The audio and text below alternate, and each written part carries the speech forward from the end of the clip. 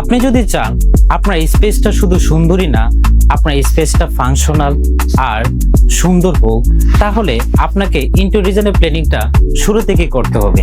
না হলে দেখা যাবে আপনার ঠিকমতো ফার্নিচার বসানো যাচ্ছে না, ঠিকমতো ওয়্যারিং করা হয় না। আমরা এখানে একটা ওয়াল বিটে ডিজাইন করলাম, এখন আমরা প্ল্যান করলাম যে ঠিক মাঝখানে আমাদের সুইচের অপশনগুলো হবে, বাট এখানে কিন্তু সাইডে আছে। এখন আমাদের নতুন করে আবার ওয়্যারিং করতে হবে।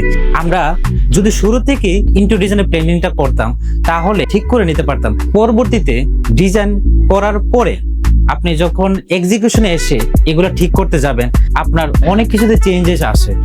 তাই আর্কিটেক্টের এক্সিকিউশন লিড হিসেবে আমি সবসময় একটা বিষয় বলি যে কনস্ট্রাকশন কাজ শুরু হওয়ার আগে ইন্টেরিয়র প্ল্যানিংটা শুরু করবেন, তাহলে আপনাদের কাজে ফ্রিডম বেশি থাকে, রিওয়ার্ক কমে, আননেসেসারি কষ্ট কমে, প্লাস আপনার স্পেসটা ফাংশনালি এস্থেটিক ডিজাইন করা সম্ভব হয়। তাই আমার পরামর্শ হলো আপনি যত দ্রুত ইন্টেরিয়র প্ল্যানিং করবেন তত ভালো সিদ্ধান্ত নেওয়ার সুযোগ পাবেন, আর সেই সুবিধাটা আপনি বছরের পর বছর অনুভব করবেন।